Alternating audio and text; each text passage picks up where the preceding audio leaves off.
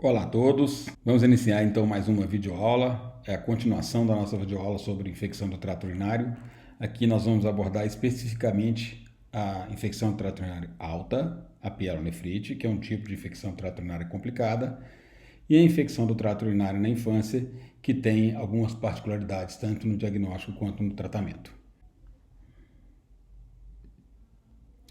Vamos nos lembrar então da aula passada em que nós vimos que, num caso de infecção do trato urinário, se qualquer um desses sinais ou sintomas estiverem presentes, nós vamos pensar que isso é uma infecção do trato urinário complicada, ou seja, a presença de febre, sinais e sintomas que não se devem a pensar numa doença sistêmica, como febre, calafrios, dor lombar, jordana positiva, etc. Então, a pielonefrite, ela segue aquele algoritmo de infecção do trato urinário complicada. Então, a paciente tem sinais e sintomas de infecção do trato urinário, disúria, polaciúria, urgência, miccional, nós vamos avaliar a presença desses sinais e sintomas.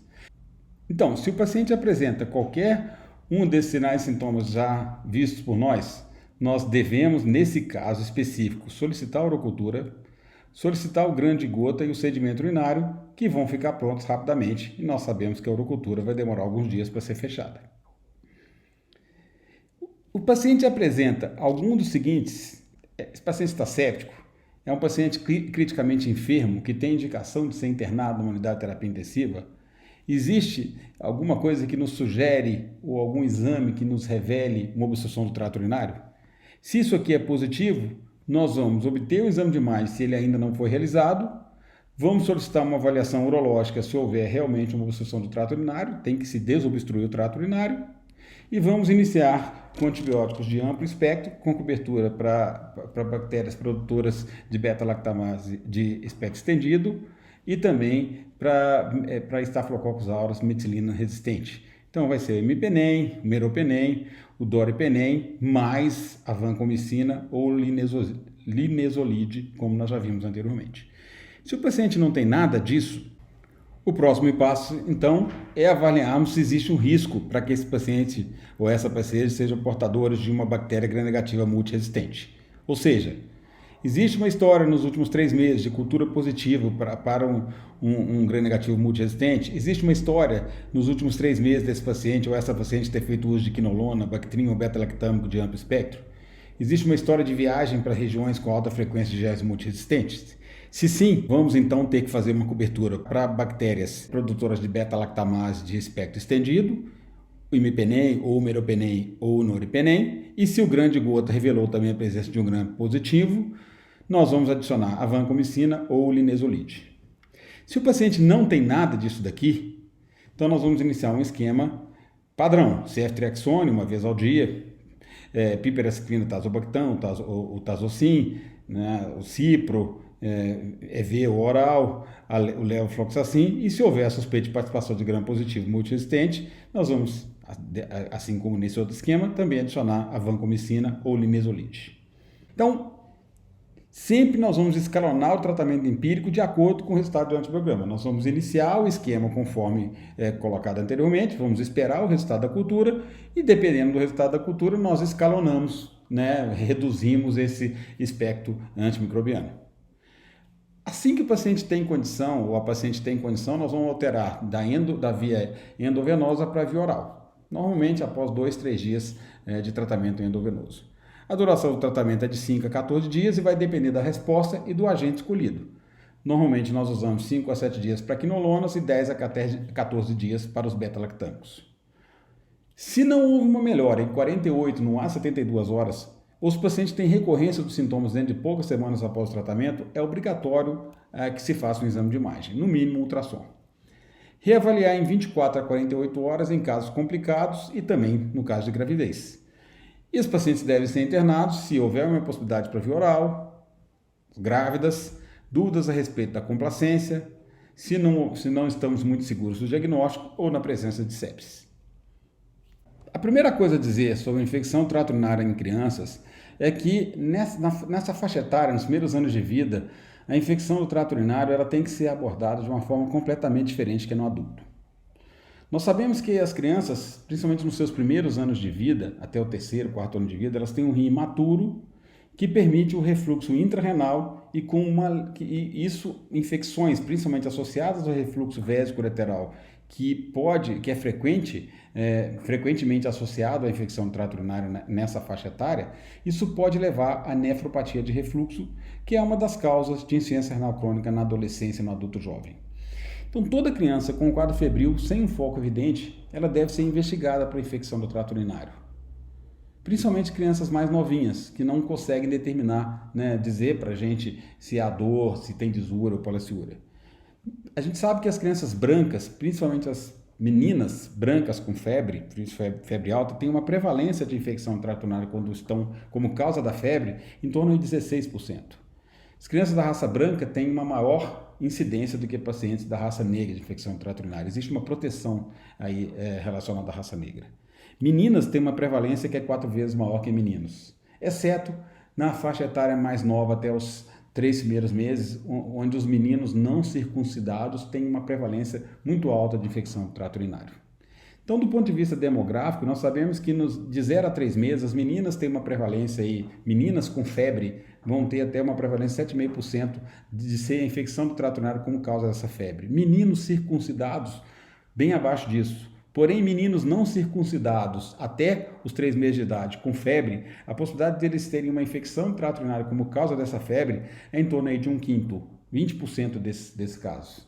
Dos 3 a 6 meses isso já muda. Meninas com uma prevalência maior do que meninos, e dos 6 a 12 meses os meninos já cada vez com a menor prevalência, e isso persiste depois de 12 a 24 meses, quando a prevalência aí em meninas é 2,1% e em meninos menor que 1%. Quais são os agentes que provocam infecção do trato urinário em criança? Na maioria das vezes, a Escherichia coli, assim como no adulto. Aqueles outros agentes também podem estar presentes, Klebsiella, Proteus, etc. Algumas vezes Staphylococcus saprophyticus, raramente os Staphylococcus aureus. E nós sabemos também que uma infecção que não seja causada pela Escherichia coli, ou seja, infecção causada por outros agentes, tem uma probabilidade maior de cicatriz renal. Quais são os fatores de virulência da bactéria? Nós sabemos que essa infecção ela é ascendente, não é uma infecção hematogênica. E vários fatores de virulência são responsáveis pela ascensão dessas bactérias no trato urinário. Os mais estudados são a presença desses piles. Bactérias com piles, elas conseguem aderir ao epitélio do trato urinário e chegar ao rim, mesmo na ausência de refluxo vésico-ureteral. E no rim, elas desencadeiam um processo inflamatório, como nós sabemos, que pode levar a cicatriz renal. Por isso, muita atenção com a infecção do trato urinário nos primeiros anos de vida. Em relação ao hospedeiro, nós já discutimos a idade, quanto menor a idade, a maior a possibilidade, a ausência de circuncisão nos primeiros 3 meses de vida, o sexo, que muda, meninos não circuncidados têm uma maior prevalência até os 3 meses e depois sempre as meninas. A raça branca é mais frequente, existe uma presença de fatores genéticos, por exemplo, crianças que têm irmãos com refluxo vésico-ureteral têm uma possibilidade maior de ter refluxo vésico-ureteral. Aí uma incidência muito baixa de obstrução do trato urinário, condições anatômicas, por exemplo, válvula de uretra posterior, condições neurológicas como meningocele e condições funcionais, que varia de 1 a 4%. E existe uma entidade que precisa ser conhecida, que é a disfunção vesical e intestinal, que são anormalidades comportamentais da função dos músculos da pelve, da bexiga e do esfíncter anal, que a gente vai ver um pouco melhor, pois está intimamente relacionado com a presença de infecção do trato urinário e o refluxo vésico-ureteral. Então, a disfunção vesical intestinal, a DVI, ela é um importante fator de risco e frequentemente é negligenciado em infecção de trato urinário em crianças. E deve sempre ser pensado em mais de 40% das crianças após a retirada da fralda, ou seja, crianças que já têm controle esfincteriano, que já sabem usar o banheiro, com primeira infecção de trato urinário, e 80% daquelas com infecção de trato urinário recorrente, observou-se os sintomas de disfunção vésico-intestinal. Que sintomas são esses? Crianças que apresentam urgência urinária, crianças que têm incontinência urinária, crianças que têm redução da frequência das micções, crianças que têm infecção do trato urinário recorrente, relato frequente de dor abdominal, constipação, dor ao evacuar com fezes endurecidas e fezes de grosso calibre. Quando se diagnostica isso, o tratamento é muitas vezes com fisioterapia, o tratamento é comportamental, mas se deve usar laxativos, fisioterapia, modificação comportamental e algumas vezes anticolinérgicos. Nós sabemos que se tratar isso, melhora a função vesical e também promove o fechamento do refluxo vésico-ureteral, incluindo aqueles refluxos mais graves, de grau 5, como nós veremos posteriormente. Na implantação normal do ureter, ele tem um trajeto dentro da parede da bexiga, que nós sabemos que a bexiga é composto de músculo, apenas músculo. Então esse ureter, ele atravessa esse músculo e o seu orifício de saída fica distante da região onde ele se insere na bexiga. Quando esse orifício de saída é próximo à região de inserção do ureter, existe a possibilidade de refluxo quando a criança urina, e a urina então retorna, em vez de sair pela uretra, a urina retorna para o ureter, e isso pode gerar graus variáveis de refluxo, que são desde refluxos parciais, apenas até o ureter, chegando até o rim e podendo comprometer o parênquima renal. Quais são os objetivos, então, do tratamento da infecção do trato urinário na criança? Primeiro, obviamente, é erradicar essa infecção e prevenir a ocorrência de sepse associada ao foco urinário. A resolução dos sintomas, da febre, da disúria, da polaciúria. E a prevenção da recorrência, né, que essa criança não tenha mais episódios, uma vez que nós sabemos que cada episódio de infecção aumenta muito a possibilidade dessa criança ter uma cicatriz renal e, consequentemente, das complicações a longo prazo, como hipertensão arterial, retardo no crescimento, insuficiência renal crônica, as consequências da nefropatia de refluxo. Quando que a gente interna uma criança com infecção do trato urinário? Quando ela é muito jovem, idade menor do que 2 meses, quando ela está séptica, quando existe algum quadro de imunossupressão, uma criança, por exemplo, em tratamento de uma doença neoplásica, uma leucemia, por exemplo, quando essa criança tem intolerância à medicação via oral e precisa, então, receber medicação venosa, quando nós sentimos que é uma impossibilidade de acompanhamento adequado, não existe uma boa estrutura, da família, e quando há uma falência no tratamento ambulatorial. Para que nós possamos calcular a possibilidade da febre que uma criança tem, principalmente as crianças mais jovens, que a gente não consegue ter certeza se aquilo é infecção urinária ou não, existem até alguns scores que fazem essa possibilidade de pré-teste. Esse é um deles que está disponível aqui nesse endereço. Então, se a criança é menor do que 12 meses, se ela está com a temperatura muito alta, se a raça é branca ou negra, nós sabemos que o risco é maior na raça branca. Se é uma criança do sexo feminino ou um masculino não circuncisado, que é a realidade, né, da imensa maioria das crianças no Brasil, ou se tem alguma outra fonte de febre. Aqui o programa calcula para a gente qual é a possibilidade dessa febre que a criança tem ser secundária a uma infecção do trato urinário. É interessante que se use isso, né, principalmente porque essas crianças elas não localizam a infecção. E nós sabemos que atrasar o início do tratamento está associado à formação de cicatriz renal. Então, além desse atraso no início da antibiótico terapia, quais são os outros fatores de risco para a formação de cicatriz renal e posterior evolução para nefropatia de refluxo? Febre alta, a criança que se apresenta criticamente enferma, debilitada, o sinal de Jordano positivo, que sempre vai nos mostrar um comprometimento do trato urinário superior, deficiências imunológicas e anormalidades urológicas, como, por exemplo, a presença de refluxo vésico-ureteral. Quais são os antibióticos que nós vamos iniciar, então, para uma infecção do trato urinário em criança? Esses antibióticos aqui, ampicilina, amoxicilina, sulfamethoxazol, trimestoprim e cefaxilina, nós sabemos que a sensibilidade da maior parte das Escherichia coli no Brasil é péssima a eles, então nós devemos evitá-los.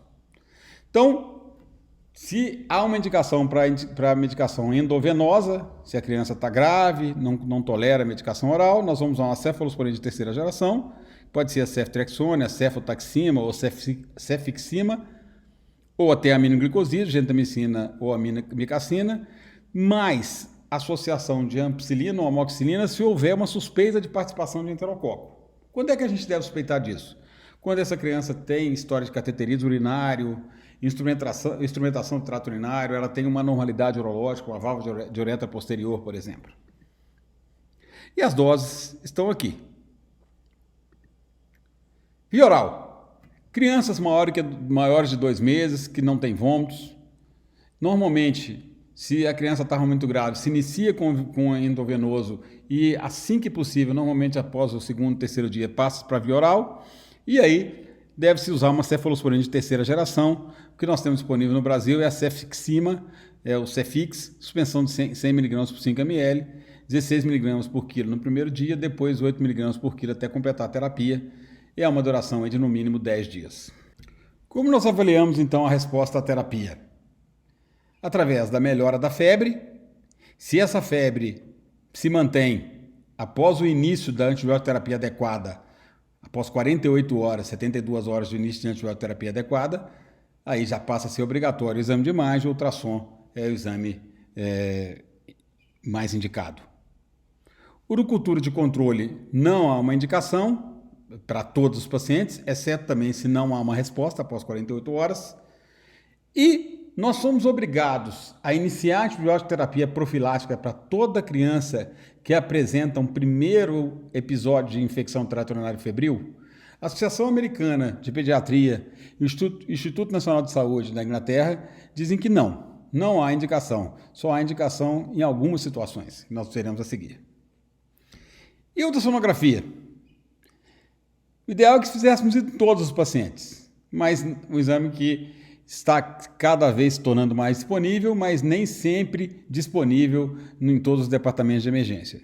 Mas seria obrigatório para crianças com menos de 2 anos de idade no primeiro episódio de infecção do trato urinário febril, crianças de qualquer idade com infecção do trato urinário febril recorrente, crianças de qualquer idade com infecção do trato urinário com história familiar de doença urológica na infância, por exemplo, se existe alguma história de refluxo vésico-ureteral, válvula de uretra posterior em algum dos familiares, retardo no crescimento ou a presença de hipertensão arterial. E criança que não responde à antibiótico-terapia, como nós já dissemos, aí nesse caso é obrigatório a ultrassonografia. Alguns especialistas recomendam ultrassom para todas as crianças após o primeiro episódio de infecção do trato urinário febril, para avaliar o tamanho, avaliar a forma dos rins e detectar alguma anormalidade anatômica mais grosseira. Mas nós sabemos que o ultrassom, a sensibilidade dele para isso é baixa. E a uretrocistografia? Nós já dissemos que a possibilidade dessa criança ter um refluxo vésico-ureteral é grande. Então, no passado, se recomendava uretrocistografia para todas as crianças após o primeiro episódio de infecção do trato urinário febril. Atualmente, se recomenda para crianças que ainda estão usando fralda, no primeiro episódio de infecção do trato urinário febril ou que tenham sintomas sugestivos de infecção do trato urinário. Então, crianças que ainda não têm controle esfincteriano devem fazer. Crianças de qualquer idade com 2 ou mais episódios de infecção do trato urinário febril. Quando os pais exigem saber, se essa criança tem ou não refluxo, então pela preferência dos pais ou às vezes também pela preferência do pediatra que acompanha. Criança de qualquer idade, no primeiro episódio de infecção do trato urinário febril, se houver qualquer anormalidade no ultrassom ou se houver uma combinação de febre alta, maior que 39 graus Celsius, e também que essa infecção seja causada por um agente ou outro que não seja a Escherichia coli, ou se houver retardo no crescimento ou hipertensão arterial. Então, a uretrocistografia não é um exame fácil de ser realizado, por isso que não é consenso que se deva realizar em todas as crianças após o primeiro episódio. Tem que haver uma cateterização do trato urinário. Essas crianças muitas vezes têm que ser sedadas. Após cateterizar o trato urinário, existe uma tabela pelo tamanho, pela superfície corporal da criança, da quantidade de contraste que se coloca na bexiga. Então, se injeta contraste na bexiga e se observa se vai haver refluxo. Podemos realizar a uretrocistografia miccional convencional, que é feita com contraste iodado, ou a uretrocistografia radioisotópica. Normalmente, a uretrocistografia convencional é a mais indicada e a mais utilizada. Então, aqui nós estamos vendo, casos aqui de refluxo com acometimento de ambos os rins, aqui possivelmente um grau 2, 3, aqui grau 3, 4, aqui refluxo grau 5 nos 2 rins. Então, recapitulando, crianças de qualquer idade com o primeiro episódio de infecção do trato urinário febril, porém, que não apresenta qualquer anormalidade no ultrassom, que não tenha febre alta e que essa infecção não seja causada por um agente ou outro que não seja Escherichia coli. Ou seja, se essa infecção for causada por Escherichia coli, ou na ausência de retardo do crescimento ou hipertensão arterial, observa-se e se faz uretrocistografia apenas se houver recorrência da infecção. Prevenção de recorrência. Nós sabemos que cerca de 8 a 30% das crianças apresentam um ou mais episódios de recorrência da infecção do trato urinário sintomática. Nós sabemos também que as infecções altas, as pielonefrites, podem levar a cicatriz renal, a hipertensão, nefropatia de refluxo, doença renal crônica. O diagnóstico e tratamento precoce, ou seja, o mais rápido possível, são cruciais para se evitar a formação de uma cicatriz renal. E a gente sabe também que não é muito fácil a diferenciação entre infecção do trato urinário alta e baixa em criança, especialmente em crianças mais jovens, abaixo dos 2 anos de idade. Então, os familiares devem ser orientados para o risco da infecção recorrente e para procurar atendimento médico ao primeiro sinal de febre e ou sintomas de infecção do trato urinário. Quando essa criança não há um diagnóstico de refluxo vésico-ureteral, pode-se fazer a profilaxia com antibiótico naquelas com episódios frequentes. Pelo menos 3 infecções do trato urinário febris por semestre ou 4 por ano. E aí se pode usar o sulfamethoxazol, trimethoprim, na dose de 2 mg por quilo de trimethoprim por dia, uso contínuo, ou a nitrofurantoína, na dose de 1 a 2 mg por quilo por dia, também uso contínuo. Se mantém esse tratamento no mínimo por 6 meses. Não há indicação de se fazer cultura de rotina. Não há qualquer evidência para os derivados de cranberry, assim como também na infecção do trato urinário no adulto, e também para o uso de probióticos. Se há refluxo vésico-ureteral, qual o objetivo do tratamento? Na presença de refluxo vésico-ureteral, o risco de ter cicatriz renal é muito maior. Então aqui nós temos que prevenir os episódios de recorrência da infecção, para que assim nós consigamos prevenir a presença de dano renal, a formação de cicatriz renal. Nós devemos minimizar a morbidade do tratamento e acompanhamento. Também não podemos exagerar no tratamento num paciente com baixo risco, porque é óbvio que isso está relacionado também a sequelas na vida futura da criança. A criança com consultas frequentes no pediatra, com exames frequentes, obviamente isso pode trazer outro tipo de dano à criança. Identificar e tratar a criança com disfunção vesical e intestinal, com DVI, nós sabemos que a prevalência disso pode chegar até 30% das crianças. Ou seja, a presença de disfunção vésico-intestinal é muito mais alta do que o que antigamente se supunha. A gente sabe que a DVI é um achado frequente em pacientes com refluxo vésico-ureteral, é mais comum em meninas, e pacientes que têm refluxo vésico-ureteral e disfunção vésico-intestinal têm uma maior incidência de recorrência nas infecções de trato urinários, demoram mais para fechar o refluxo e apresentam maior taxa de falência no tratamento cirúrgico do refluxo vésico-ureteral. Portanto, a disfunção vésico-intestinal, como nós já dissemos antes, precisa ser identificada e tratada. Como é que se classifica o refluxo vésico-ureteral? Nós já mostramos um pouco disso antes, né? Esse refluxo pode ter grau leve, ele pode nem chegar ao rim, o contraste nem chega ao rim. Esse contraste pode chegar ao rim, mas sem haver qualquer anormalidade nas papilas renais. No grau 3 já começa a haver algum tipo de alteração nas papilas renais. Aqui no grau 4 nós podemos ver que já há uma distorção do sistema pielocalicial. E no grau 5 nós temos aqui um mega-ureter já com afinamento da córtex, principalmente nos polos do rim, porque é um refluxo mais grave. O maior trabalho feito até hoje, comparando a antibiótico profilaxia, estudando a antibiótico profilaxia no refluxo, foi esse daqui. Esse é um trabalho que foi financiado pelo Instituto Nacional de Saúde nos Estados Unidos, que acompanhou 607 crianças com refluxo vésico-ureteral de grau 1 a 4, tratadas ou com sulfamethoxazol trimetoprim ou com placebo e acompanhadas por 2 anos. Crianças com refluxo grau 3 ou 4 tiveram mais episódios de infecção do trato urinário febril que aquelas com grau 1 e 2, ou seja, quase que o dobro, o que já era esperado, né? Quanto maior a gravidade do refluxo, maior a possibilidade de ter infecção, até aí nenhuma novidade. A antibiótico profilaxia se associou com menor risco de infecção do trato urinário febril, metade, 13% com antibiótico terapia com sulfa trimetoprim versus 24% naquelas tratadas com placebo. A antibiótico profilaxia também foi mais eficaz na presença de disfunção vésico-intestinal e quando a criança apresentou febre no seu primeiro episódio de infecção do trato urinário. Mas esse trabalho ele não mostrou superioridade da antibiótico profilaxia em relação ao placebo na ocorrência de cicatrizes renais. Não houve diferença entre os dois grupos. Então aqui nós estamos vendo que crianças que foram mantidas com antibiótico profilaxia tiveram menos episódios de infecção do trato urinário febril. E não houve diferença em relação às cicatrizes renais nesse trabalho. Qual deve ser a conduta, então, no refluxo vésico-lateral? A primeira pergunta é: essa é uma criança que já tem controle esfincteriano, que já foi treinada para usar o banheiro? Se não, essa criança deve fazer antibiótico profilaxia independente da severidade do refluxo. Se sim, aí nós vamos questionar. Esse é um refluxo leve? Se é um refluxo leve, nós vamos fazer apenas observação.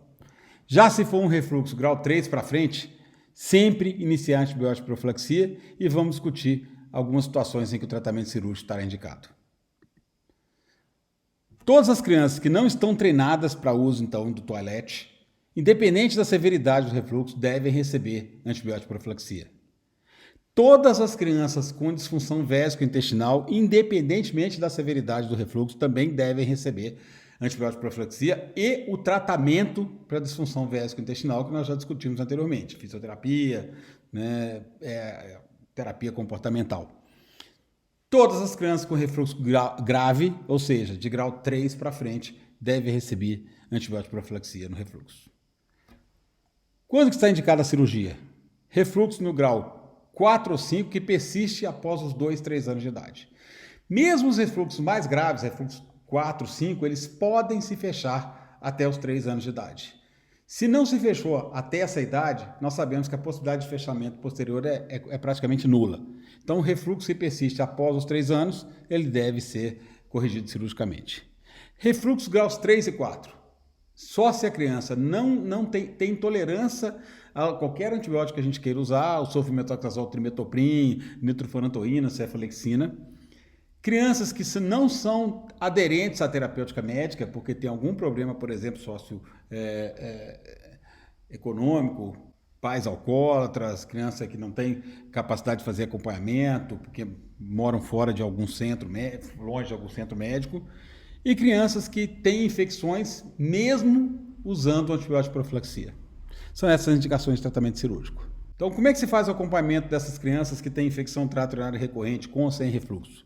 Elas devem se monitorar o peso, a altura, como qualquer criança, e a pressão arterial. Então, não se esquecer, são crianças de risco maior, precisam ter a sua pressão arterial avaliada. Solicitar EAS e urocultura no primeiro sintoma de infecção do trato urinário ou febre inexplicada por qualquer outra causa. Então, se agir o mais rápido possível. Quanto mais rápido nós agimos, menor a possibilidade dessa criança ter uma nova cicatriz ou ter uma primeira cicatriz renal. Monitorar o refluxo por eletrocistografia convencional ou radioisotópica a cada 1 ano e meio, 2 anos. É essa a conduta. Muito obrigado, até a nossa próxima videoaula.